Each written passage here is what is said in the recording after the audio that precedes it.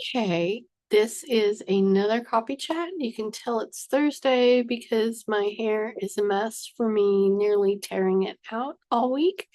Hopefully this thing is working okay. I've had this for a while, but I've recently reclaimed it from my kid who does streaming. They got their own, not coffee, it's tea.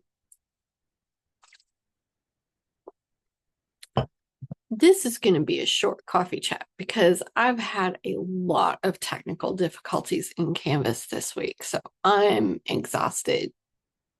But we need to talk about AI. So I want you guys to take a look at this. This is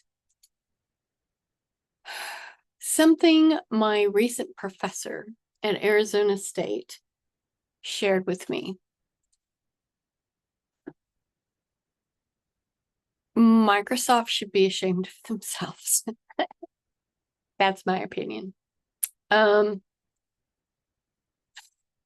So the inputs into ChatGPT, a lot of those are being done by Kenyan workers. And this article, I will link it in the description below. And yes, there is a trauma disclaimer on this one. So you may not want to check that out. I'm really not going to scroll down any farther, but you can see how some of the content that you get in ChatGPT happens just from this one paragraph here, right? So then the other things that she shared, this one is particularly something that my fellow professors in higher education need to pay attention to. I can't tell you how many of you I have seen on Blue Sky in the academic Sky tab that say that you use ChatGPT to check your spelling and your grammar. When you upload your documents, whether it's something for your class or it's something before you send it off to a publisher, ChatGPT is saving that. And yes, it steals your work. So right now, there is nothing you can do about it. If you can prove it is your intellectual property, your issue, you're going to have to go through a lawyer. And that may change depending on your country that you're in. Some of the professors who are saying they are using ChatGPT in this way are not in the US. And I did not, my law degree is not in intellectual copyright protections. But you can see the date on this article is 2 years ago, January 28th, 2023. So it's been going on for a while, right? And then the other one that she shared, whoops, sorry, that just reloaded the same page, is this one. Now, I have a background in tech support.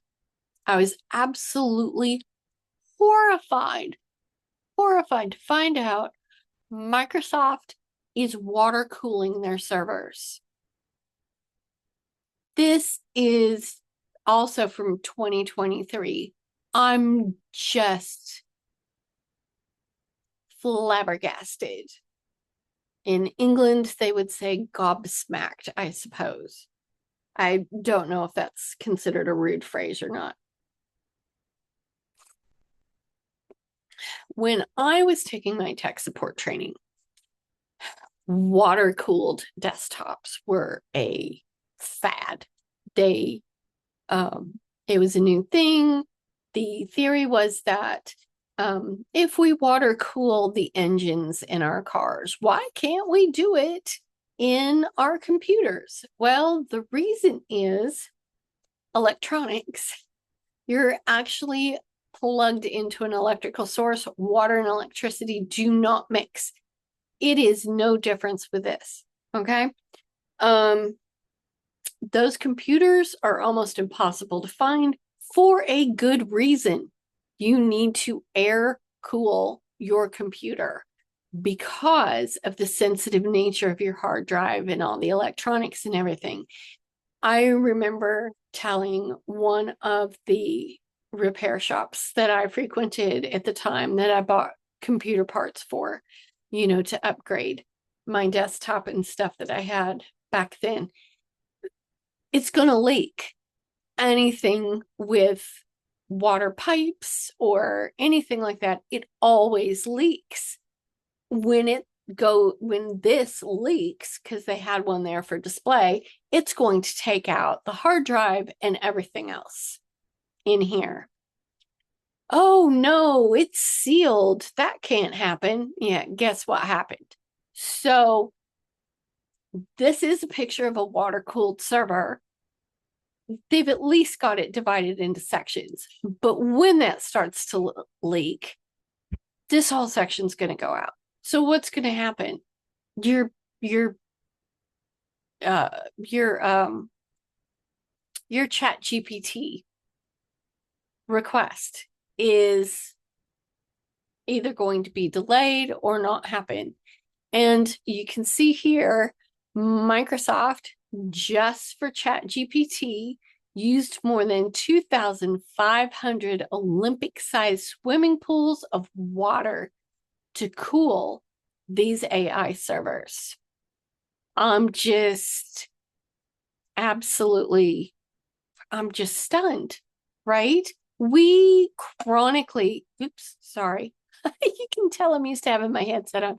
We chronically, for the last 6 to 8 years, have had drought conditions here in the Pacific Northwest. But here's Microsoft up the street in Redmond using tons of water. And this is a huge concern, particularly as we come into fire season. Alberta is already on fire. It's only a matter of time until it comes down and crosses the border, right? All you need is the wind to shift, and there you go. So that is something I wanted to talk about in this very short coffee chat. I have grave concerns, particularly on ChatGPT. I have no idea if Grammarly is using these things as well. I have no idea if what's the one Google's using? Gemini. I have absolutely no idea if they're doing the same thing. These things that I have featured in this coffee chat are strictly Microsoft, who owns OpenAI, the company that produces ChatGPT. So if Grammarly or Gemini are also doing the same things, I would love to hear about that in the chat.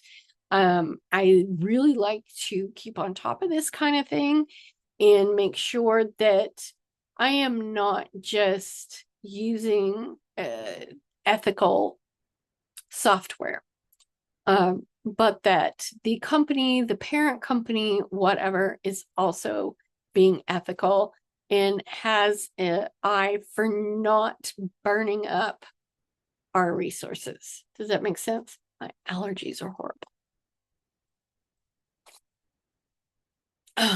Anyway, so I would love to hear your thoughts, and if you have any other information, I would love to hear that in the comments.